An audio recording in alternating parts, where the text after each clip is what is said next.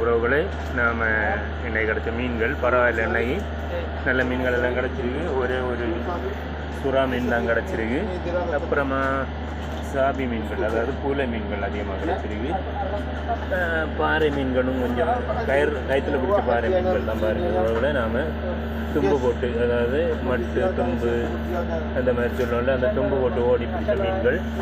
அப்புறமா இது தானாகவே குதிச்சு போட்டில் விழுந்த மீன் வாழை பொருள். அப்புறம் அருமையான ஒரு பெரிய வெள மீன் ஒன்று இருக்குது. நம்மளோட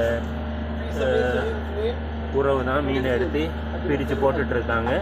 அப்புறமா கிடச்சது ஒரு பெரிய ஆமோரும் கிடச்சிருக்கு, அழுகை மீன். எல்லாமே வலையில் கிடச்சது தான். கொஞ்சம் 4-5 பாறை மீன்கள் தான் நாம் பிடிச்ச கயிற்றில் பிடிச்ச மீன்கள், அதாவது தும்பு போட்டு ஓடி பிடிச்ச மீன்கள். அவங்க ஐஸ் போடுறதுக்கு ரெடி பண்ணிகிட்டு இருக்காங்க. பாருங்க, அந்த பக்கமாக அந்த பூலை மீன்களை தனியாக ஒரு உறவு, அதாவது நம்மளோட சப்ஸ்கிரைபர் தான் அவர் ரெடி பண்ணி போட்டுட்ருக்காங்க. அதையும் பார்த்துக்கலாம்.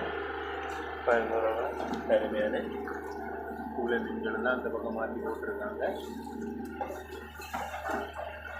எல்லாத்தையுமே ரெடி பண்ணிகிட்டு இருக்காங்க. ஐஸ் போட போகிறாங்க.